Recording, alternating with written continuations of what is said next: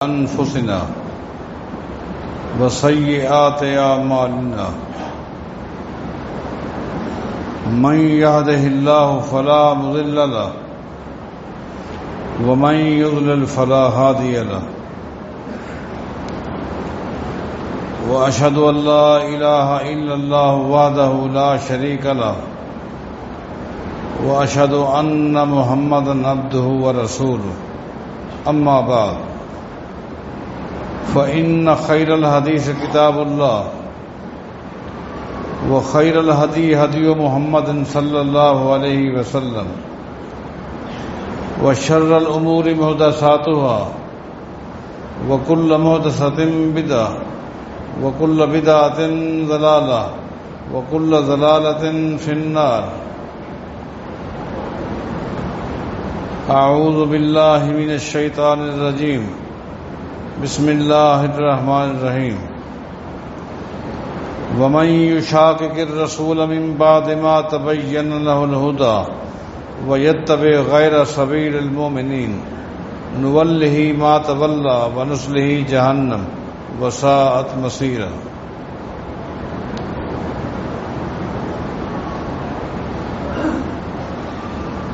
مطلقاً صحابہ کرام کی عظمت، ان کی شان، ان کے مقام کو بیان کرنے کے بعد آپ کے علم میں ہے بالترتیب خلیفہ اول سیدنا ابوبکر صدیق رضی اللہ تعالیٰ عنہ کی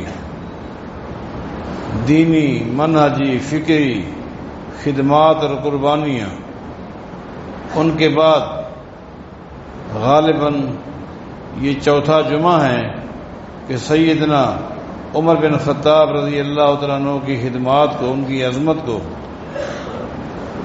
ان کے فیصلے جات کو آپ کے سامنے رکھا جا رہا ہے، جس سے کئی ایک مسائل پیش کرنا مقصود ہوتے ہیں.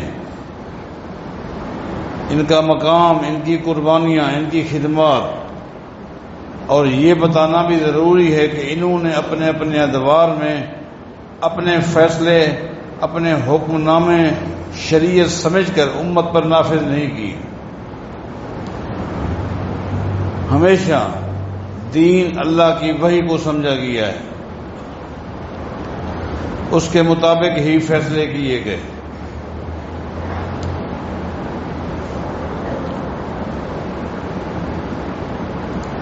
اسی ترتیب کا حصہ جسے آج آپ کے سامنے پیش کرنا ہے وہ کچھ یوں ہے کہ ایک دن سیدنا عمر بن خطاب رضی اللہ تعالیٰ عنہ کو بنو ثقیف قبیلے کے ایک فرد کے متعلق اطلاع ملی کہ اس کی 4 بیویاں ہیں. اس وقت وہ شدید بیمار ہے اور وہ دنیا سے مایوس ہو چکا ہے. اس نے اپنی بیویوں کو اپنی جائیداد سے محروم کرنے کے لیے، تاکہ وہ میری جائیداد میں سے کچھ نہ لیں، اس نے اپنی 4 بیویوں کو بلا کر طلاق دے دی اور اپنی ٹوٹل جائیداد کو اپنے صرف بیٹوں کے اندر تقسیم کر دی.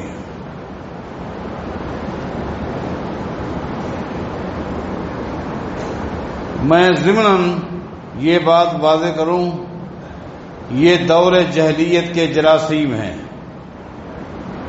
کہ عورت وراثت میں کیسے حصہ لے. اس کو کیا ضرورت ہے؟ شادی سے پہلے عورت ماں باپ کے گھر ہوتی ہے، کھانا پینا، لباس، خوشی غمی، علاج، معالجہ والدین کے ہاں ہے. شادی کے بعد وہ خاوند کے ہاں آ جاتی ہے. اس کا ٹوٹل وزن اس کا خاوند اٹھاتا ہے، سسرال اٹھاتے ہیں. اس کے کندھے پر کون سا وزن ہے کہ جائیداد میں سے اس کو حصہ دیا جائے؟ یہ سارے کندھے تو استعمال ہوتے ہیں مردوں کے. یہ دور جاہلیت کے جراثیم تھے، اور میں سمجھتا ہوں کہ بعض قوموں کے اندر، بعض برادریوں کے اندر آج یہ جراثیم پائے جاتے ہیں۔ آج بھی ایسی برادریاں موجود ہیں جو جائیداد صرف اپنے بیٹوں کو دینے کے حق میں، بیٹیاں، بہنیں، بیویاں، ان کا کیا حق ہے؟ آج بھی یہ جراثیم پائے جاتے ہیں۔ اللہ تعالیٰ محفوظ فرمائے۔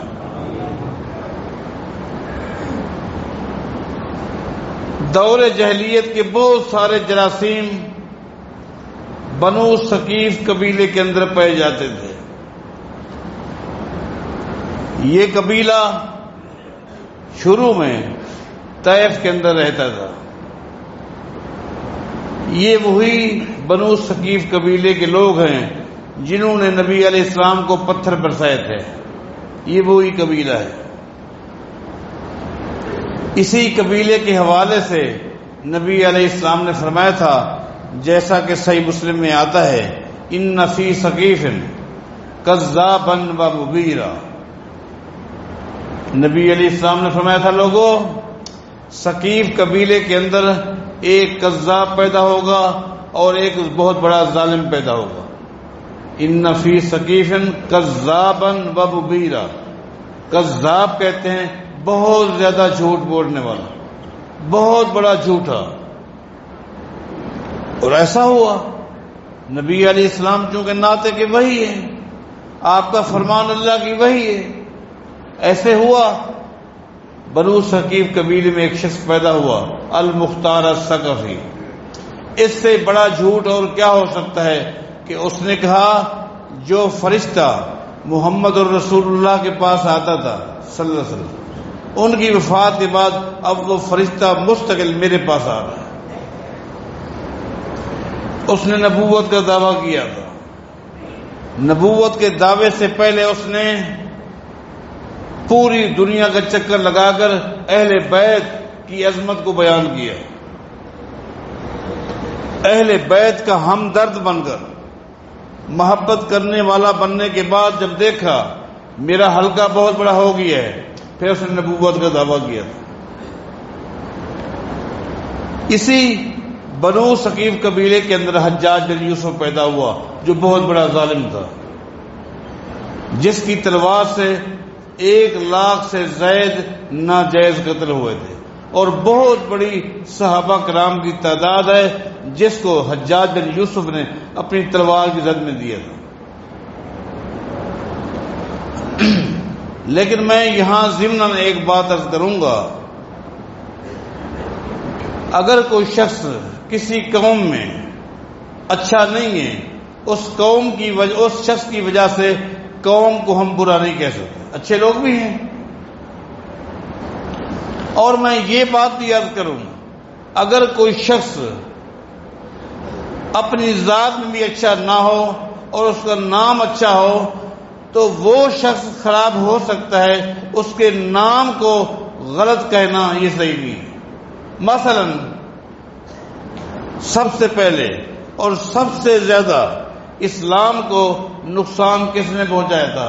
عبداللہ بن سبا نے، جو یہودیوں کا ایجنٹ تھا، اسلام کا لبادہ اوڑھ کر اسلام میں داخل ہوا، اور کیا ظلم کیا عبداللہ بن سبا نے، کون نہیں آیا۔ لیکن اس کا نام کیا تھا؟ عبداللہ تھا، عبداللہ تھا۔ نبی علیہ السلام کا فرمان ہے، اللہ تعالیٰ کو سب سے زیادہ جس نام سے محبت ہے وہ عبداللہ ہے۔ اب یہ سوچیں کہ عبداللہ بن سبا تو یہودیوں کا ایجنٹ تھا، اس نے اسلام کو نقصان پہنچایا، لہذا عبداللہ نام نہ خاندان میں کسی کا رکھنا ہے نہ رکھنے دینا ہے۔ یہ بات صحیح ہے۔ بالکل اسی طرح نبی علیہ السلام کو فرمان ہے، اللہ تعالیٰ کو سب سے زیادہ نام جس سے اللہ محبت کرتا ہے وہ عبداللہ ہے، اس کے بعد عبد الرحمن ہے، اس کے بعد ہر وہ نام جو عبد سے شروع ہوتا ہے، اس کے بعد انبیاء کے نام، اس کے بعد صحابہ کے نام۔ اب آپ بتائیں کتنے صحابہ کرام ہیں جن کا نام یزید تھا، صحابہ کرام، میں اس یزید کی بات نہیں کر رہا، کوفہ کے حوالے سے سیدنا حسین رضی اللہ تعالیٰ عنہ کی شہادت کے حوالے سے جس کے متعلق مختلف علماء مختلف رائے رکھتے ہیں، اس کی بات نہیں کر رہا، وہ صحابی نہیں تھا، لیکن یہ بات ضرور کہوں گا، جو مثلا عثمان غنی رضی اللہ تعالیٰ عنہ کو کس نے شہید کیا، ان کو شہید کرنے میں پیچھے کن کا ہاتھ تھا؟ سیدنا علی کو کس نے شہید کیا، شہید کرنے میں پیچھے کن کا ہاتھ تھا؟ سیدنا حسین کو کس نے شہید کیا، شہید کرنے میں پیچھے کن کا ہاتھ تھا؟ میں اس حوالے سے ایک چھوٹا سا جملہ کہوں گا، یہ بزرگ، یہ وہ ہستی ہیں، ان میں سے کسی ایک کی شہادت میں رائی کے دانے کے برابر بھی کسی کا ہاتھ تھا تو قیامت کے دن اس ظلم کا جواب اللہ کی عدالت میں خود دے گا۔ اتنی سی بات، لیکن ذاتی تشخص کی خاطر، ذاتی شہرت کی خاطر، ذاتی ناموری کی خاطر، ذاتی قد آوری کی خاطر یہ ایسا ٹاپک نہیں کہ اس کو عوام کے سامنے لا کر اپنا تعارف کرایا جائے۔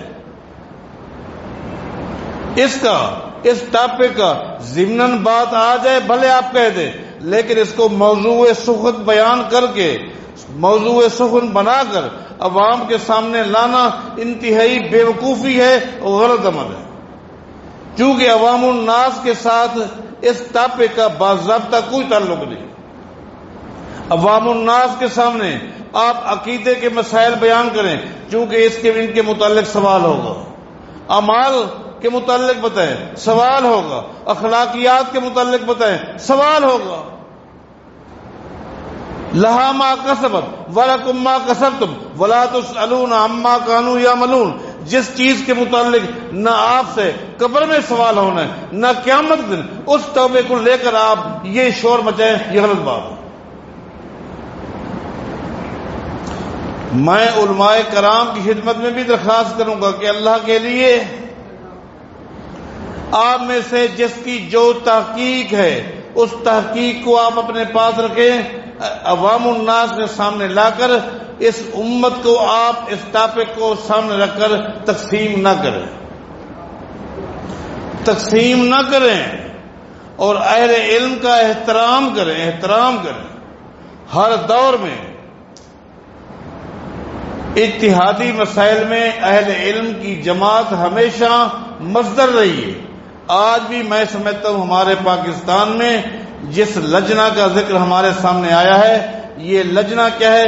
دو ٹوک لفظوں میں میرا موقف یہ ہے، یہ در حقیقت ہمارے ملک میں جمہور محدثین ہیں، یہ جمہور محدثین ہیں، یہ جو لجنہ ہے یہ جمہور محدثین ہیں۔ اتحادی مسائل میں عوام الناس کا یہ لوگ مرجع ہیں، ان کا احترام کریں، فتنوں سے بچنے کا آرام اور بہترین راستہ یہی ہے۔ بہرحال میں واپس آتا ہوں،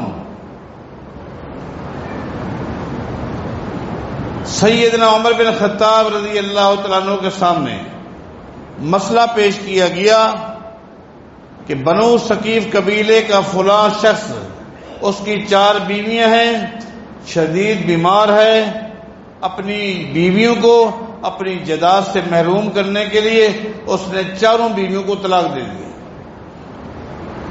اور صرف خاندان میں سے اپنے بیٹوں کو بلا کر ٹوٹل جائیداد ان میں تقسیم کر دی۔ سیدنا عمر رضی اللہ تعالیٰ عنہ تمام تر دنیاوی مصروفیات، دینی مصروفیات بالائے طاق رکھ کر سیدھا اس آدمی کے ہاں پہنچتے ہیں۔ اب سننا ہے، بڑی نصیحت کی، نصیحت کے بعد 2 جملے کہے، 2 جملے کہے۔ پہلے نصیحت کی، سمجھایا، آخرت کی فکر دلائی، قبر کی گھاٹی بڑی تنگ ہے بتایا، اس دنیا کی کوئی حیثیت نہیں بتایا، آخر میں 2 عظیم جملے کہے اور امیر عمر چلے گئے۔ پہلا جملہ کیا تھا؟ اے ملا ہے، اے ملا ہے، لئن مت قبل ان تراجع نساءک، سن لے میں جا رہا ہوں، اگر بہتر یہ ہے اپنی بیویوں کو واپس بلا اور رجوع کر، تیری بہتری اسی میں ہے، اپنی بیویوں کو واپس بلا اور رجوع کر، نمبر 1۔ نمبر 2، اپنے بیٹوں سے جائیداد واپس لے، اور اگر تو اس کام کرنے سے پہلے مر گیا، نہ تو نے بیویوں سے رجوع کیا اور نہ ہی تو نے اپنے بیٹوں سے جائیداد واپس لی، اور تو فوت ہو گیا، میں تیرے مرنے کے بعد 2 کام کروں گا۔ لَوَرِّثُنَّ نِسَاءَکَ مِن مَالِکَ، سب سے پہلا کام یہ کروں گا، تیرے بیٹوں سے تیری جائیداد واپس لے کر شریعت کے مطابق تقسیم کروں گا، تیری بیویاں جن کو تو طلاق دے چکا ہے ان کو بھی حصہ دوں گا جو شریعت نے حصہ دیا۔ ایک کام یہ کروں گا۔ دوسرا کام کیا ہے؟ ثم لأرجمن قبرک، اس کے بعد مسلمانوں کو لے کر تیری قبر پہ جاؤں گا۔ جس طرح ایک زانی جو شادی شدہ ہوتا ہے، شادی شدہ جب زنا کرتا ہے اس کو جس طرح سنسار کر کے ختم کیا جاتا ہے، میں تیری قبر کو سنسار کروں گا۔ اب یہاں مسئلہ جو بڑا قابل غور ہے، اور وہ یہ ہے،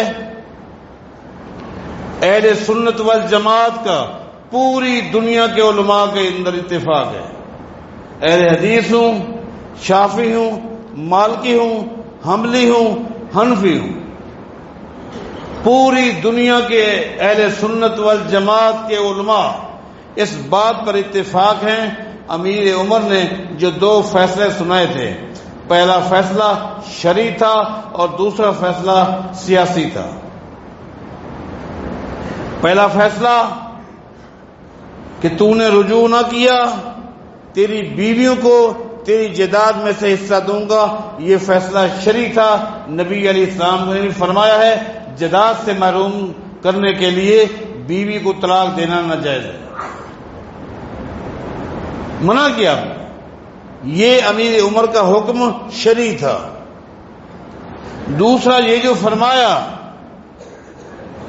کہ میں تیری قبر پہ جاؤں گا، ساتھیوں کو لے کر جاؤں گا، تیری قبر کو سنسار کروں گا جس طرح شادی شدہ زانی کو سنسار کیا جاتا ہے، یہ فیصلہ شرعی نہیں تھا بلکہ سیاسی تھا۔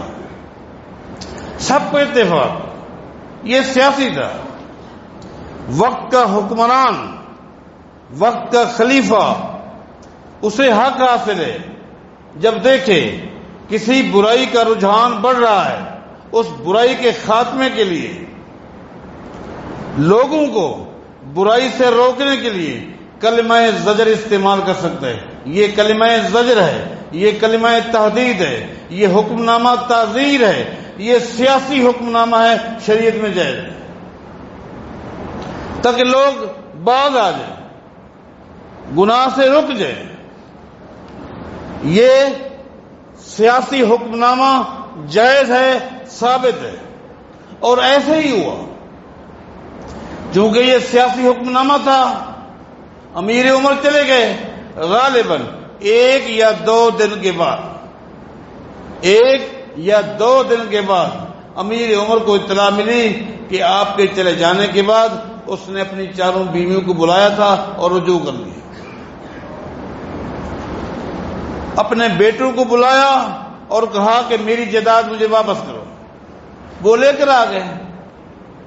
پھر اس نے اپنے خاندان کو جمع کیا جس میں اس کی اولاد بھی تھی، اس کی یہ 4 بیویاں بھی تھی، اس نے سب کو نصیحت کی کہ میں جب مر جاؤں گا قرآن و حدیث کے مطابق جس کا جو حق ہے اس کو مل جائے گا۔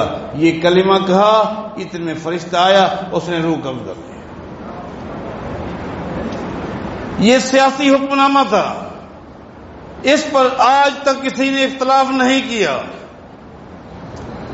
آپ شافعیوں سے ملیں، مالکیوں سے، حنبلیوں سے، حنفیوں سے، اہل حدیث سے، وہ سب یہ کہیں گے یہ سیاسی حکم نامہ تھا. شرعی حکم نامہ وہ ہوتا ہے جس کا تعلق قرآن سے ہو یا حدیث سے ہو. قرآن و حدیث کے فیصلے جات یہ شرعی احکام ہے. یہ کیا ہیں؟ شرعی احکام ہے. اور کوئی سیاسی حکم نامہ شرعی حکم نامے کو کینسل نہیں کر سکتا. یعنی کسی بادشاہ کا فیصلہ چاہے وہ صحابی کیوں نہ ہو، تابعی کیوں نہ ہو، امام کیوں نہ ہو، محدث کیوں نہ ہو، اس کا حکم نامہ، اس کا فیصلہ وقتی ہو سکتا ہے. حالات کو دیکھ کر لوگوں کو خوف دلانے کے لیے کلمہ زجر کے طور پر، کلمہ تحدید کے طور پر تو ہو سکتا ہے، لیکن شرعی حکم نامہ نہیں ہو سکتا. اور کسی بھی بادشاہ کا فیصلہ نہ قرآن کے فیصلے کو منسوخ کر سکتا ہے نہ حدیث کے فیصلے کو منسوخ کر سکتا ہے. لیکن یہاں بطور شکوے کے ایک اور فیصلہ آپ کے آگے رکھتا ہوں، وہ بھی اسی طرح کا سیاسی تھا امیر عمر کا، لیکن آج امت کا ایک گروہ ایسا بھی ہے جنہوں نے اس کو شرعی حکم نامہ بنا دیا ہے. میری یہ پچھلی بات یاد رکھنا، بنو ثقیف قبیلے کے اس آدمی کی بات کو اپنے دماغ میں رکھنا. اسی طرح کا ایک اور امیر عمر کا سیاسی حکم نامہ آپ کو سناتا ہوں. صحیح مسلم کی حدیث ہے. اس حدیث کے راوی سیدنا عبداللہ بن عباس رضی اللہ تعالیٰ عنہما ہیں. فرماتے ہیں کانت طلاق علی عہد رسول اللہ صلی اللہ علیہ وسلم و ابی بکر و سنتین من خلافت عمر. کانت طلاق الثلاث واحدتن، طلاق الثلاث واحدتن. سیدنا عبداللہ بن عباس فرماتے ہیں نبی علیہ الصلوۃ والسلام کی پوری زندگی میں، دور نبوت میں، عہد نبوت میں حکم یہی تھا جو شخص ایک مجلس میں اپنی بیوی کو 3 طلاق دے گا اسے ایک تصور کیا جائے گا. آگے فرماتے ہیں ابو بکر صدیق رضی اللہ تعالیٰ عنہ کے دور خلافت میں بھی یہی تھا کہ جو شخص ایک مجلس میں 3 طلاقیں دے گا اس کا حکم ایک ہے. آگے کیا ہے؟ سیدنا عمر رضی اللہ تعالیٰ عنہ کے دور خلافت کے ابتدائی 2 سالوں میں بھی یہی حکم تھا. جو شخص اپنی بیوی کو ایک مجلس میں 3 طلاقیں دے گا ایک تصور کیا جائے گا. امیر عمر کے 2 سالوں کے بعد جب سیدنا عمر بن خطاب نے دیکھا، یہ ایک سوچنے کا موقع تھا کہ بندہ طلاق دے، 1 مہینہ سوچ اور فکر کا موقع تھا، لیکن یہ لوگ جذباتی ہو رہے ہیں اور پھر رجوع کرتے، جذباتی ہو جاتے پھر رجوع کرتے. تو سیدنا عمر نے غصے میں آ کر کہا سن لو، آج کے بعد اگر کوئی شخص ایک مجلس میں 3 طلاقیں دے گا میں 3 کہہ دوں گا. پہلی بات یہ ہے امیر عمر کا یہ فیصلہ کیا قرآن کو ناسخ منسوخ کر سکتا ہے؟ حدیث کو منسوخ کر سکتا ہے؟ یہ اصول جس پر پہلے ہم متفق ہو چکے ہیں، کسی بادشاہ کسی خلیفے کا حکم نامہ سیاسی ہو سکتا ہے، وہ قرآن اور حدیث کے فیصلے کو منسوخ نہیں کر سکتا، اس کا ناسخ نہیں ہو سکتا. جب یہ بات واضح ہو چکی سننا، جب یہ بات واضح ہو چکی کہ نبی علیہ الصلوۃ والسلام کے دور میں ایک مجلس کی 3 طلاقوں کو ایک ہی سمجھا جاتا تھا. صحیح مسلم کی یہ وہ حدیث ہے. آج تک زمین کی پشت پر کوئی ایسا عالم پیدا نہیں ہوا جس نے اس حدیث کو ضعیف کہا ہو. بات واضح ہو چکی. بلکہ نسائی شریف کی ایک حدیث اور سن لیں. نبی علیہ الصلوۃ والسلام کو ایک شخص کے متعلق بتایا گیا کہ اس نے اپنی بیوی کو ایک ہی مجلس میں 3 طلاقیں دے دی. نبی علیہ السلام بیٹھے تھے، یہ جملہ سن کر ایک دم کھڑے ہو گئے اور آپ غصے میں آ گئے. اور آپ نے غصے میں کیا کہا؟ ایلعب بکتاب اللہ ہے، ایلعب بکتاب اللہ وانا بین اظہرکم، لوگوں میری موجودگی میں اللہ کی شریعت کے ساتھ، اللہ کے دین کے ساتھ، میری موجودگی میں قرآن و حدیث کے ساتھ مذاق ہو رہا ہے، کھیلا جا رہا ہے۔ اس حدیث سے آپ نے کیا نوٹ کیا کہ نبی علیہ السلام نے ایک مجلس کی 3 طلاقوں کو شریعت نہیں کہا بلکہ دین کے ساتھ مذاق کہا، کھیلنا کہا۔ بلکہ ایک اور حدیث سنیں جو کہ مسند احمد میں موجود ہے، ایک صحابی نبی علیہ السلام کے پاس چل کر رہے، رکانہ رضی اللہ تعالیٰ عنہ، اس نے آ کر نبی علیہ السلام کے سامنے عرض کی کہ میں غصے میں تھا اور میں نے اپنی بیوی کو 3 طلاقیں دے دی، حد درجہ غصے میں ہوں، حد درجہ افسوس ہے مجھے کیا کرنا چاہیے؟ بڑے واضح الفاظ ہیں۔ نبی علیہ السلام نے پوچھا، مسند احمد کے الفاظ ہیں، افی مجلس واحد، تو نے یہ جو 3 طلاقیں دی ہیں کیا تینوں ایک مجلس میں دی ہیں؟ افی مجلس واحد، کیا ایک مجلس میں تینوں طلاقیں تو نے دی ہیں؟ کالا نام، اس نے کہا جی ہاں۔ نبی علیہ السلام نے کیا فرمایا؟ میں راجیہا ان شئتا تلک واحدۃ، یہ 3 طلاقیں ایک طلاق کے حکم میں ہیں۔ کون فتویٰ دے رہے ہیں؟ محمد الرسول اللہ۔ کون سا وہ دنیا کا مفتی ہے جو میرے محمد مصطفیٰ کے فتوے کو چیلنج کرے؟ فرمایا تلک واحدۃ، یہ ایک طلاق ہے، راجیہا ان شئتا، اگر رجوع کرنا چاہتا ہے تو کر سکتا ہے۔ فراجعہا، حدیث کے الفاظ ہیں رکانہ نے رجوع کر لیا۔ اگر آپ تینوں طلاقوں کو جو ایک مجلس میں دی جاتی ہیں اگر تینوں تصور کریں گے تو میرے پیغمبر کے فتوے پر کتنی بڑی بات آئے گی۔ فتویٰ دیا محمد رسول اللہ نے، کس کو دیا؟ صحابیوں کو، رکانہ کو۔ کیا نعوذ باللہ 3 طلاقیں ہو چکی تھی، پیغمبر نے رجوع کروایا، نعوذ باللہ وہ صحابی زندگی بھر زنا کرتا رہا؟ ذرا اپنے دماغ سے کام لیں۔